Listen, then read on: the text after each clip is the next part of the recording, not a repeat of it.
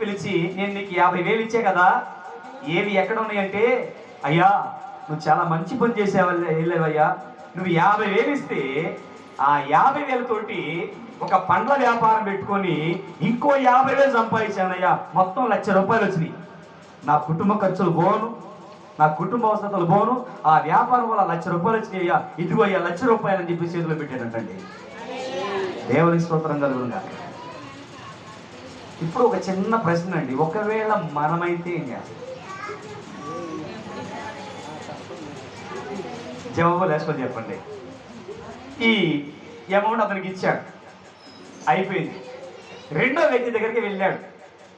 ఆ వ్యక్తి, అయ్యా నాకు ₹20,000 ఇచ్చావు, 20,000 తోటి కూరగాయల వ్యాపారం చేశాను, ఆ కూరగాయల వ్యాపారం ద్వారా నా కుటుంబం జరిగి ఇంకా ₹20,000 సంపాదించాను, చాలా మంచి పని చేశాను, నీకు వందనాలయ్యా అని చెప్పి ₹40,000 తీసుకొచ్చి ఆయన చేతులు పెట్టడానికి సిద్ధపరిచాడు.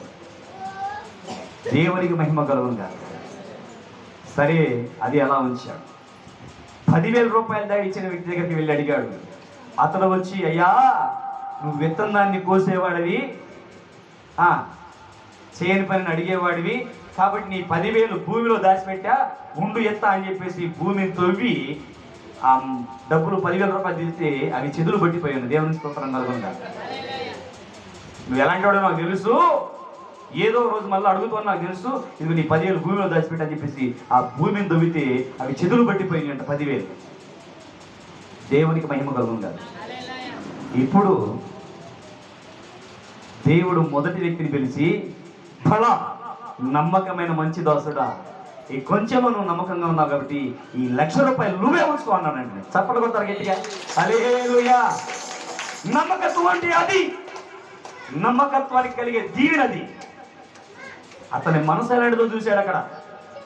ఇప్పుడు నేను కష్టపడి 50,000 నువ్వు ఇచ్చావు, మిగతా 50,000 కష్టాలు చేతి ఎవరిది? నాది.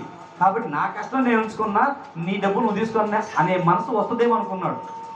కానీ ఇతని నమ్మకత్వం చూడండి. అయ్యా ఈరోజు ఈ ₹1,00,000 నా చేతిలో ఉన్నాయి, నా కుటుంబంతో జరిగిందంటే కారణం నువ్వేనయ్యా అని చెప్పేసి కృతజ్ఞత కలిగి నమ్మకత్వంతో ఆ 50,000 అక్కడ ఇచ్చాడు. దేవుని స్తోత్రం కలుగును. దాచిపెట్టుకోలేదండి. అందుకే అన్నాడు, ఈ ₹1,00,000 నువ్వే ఉంచుకో అన్నాడు. దేవుని స్తోత్రం కలుగును. ఈ 10 పట్టణముల మీద నీవే అధికారివై ఉంటామన్నాడు. ఎంత గొప్ప దీవెనండి. హల్లెలూయా. అది కాదా దీవెన? రెండో వ్యక్తి దగ్గరతో అంటున్నాడు, ఇదిగో నీవు కూడా ఈ కొంచెంలో నమ్మకంగా ఉన్నావు. ఇతను ఇంకా ఎక్కువ నమ్మకంగా ఉన్నాడండి. ఎందుకని? ఆయనకి 50,000 ఇచ్చి నాకు 20,000 ఇచ్చిందని ఫీల్ అవ్వలేదు. సరే, నాకు ఇచ్చిన దానివాడికి నేను సంతృప్తి చెందాలనుకున్నాడు. కొంతమంది మనసు రావడంటే వాళ్ళకి అంత ఇటు వేసి నాకు ఎంత ఇవ్వటి వేసి, వాళ్ళ కోసం అంత ఖర్చు పెట్టమేది, నా కోసం ఎంత ఖర్చు పెట్టావు. అక్కాయికైతే నువ్వు ఎంతైనా ఖర్చు పెడతావులే, నా కాడికి వచ్చేసరికి నువ్వు దేవుని స్తోత్రం కలుగునుగా. ఈ మనసు పనిచేస్తుంది. కానీ రెండో వ్యక్తి దగ్గర ఆ మనసు పనిచేయలా.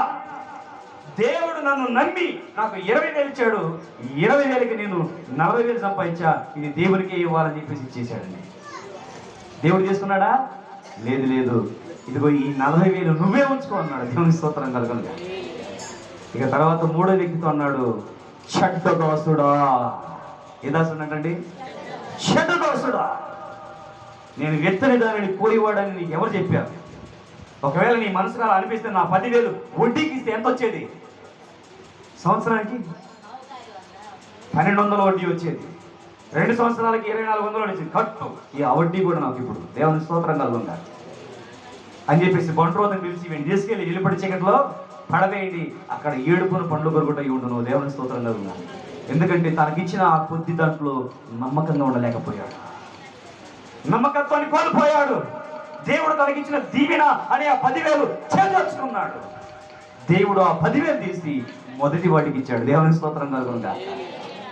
అదండి అక్కడ రాయబడిన చరిత్ర అంతా కూడా. దేవుని బిడ్డలారా, ఈరోజు ఈ ముగ్గురు వ్యక్తుల్లో మనం ఎలాంటి వ్యక్తిగా ఉండాలి ఆలోచన చేసుకుని తీర్మానం చేసుకుందాం. మరొక వ్యక్తి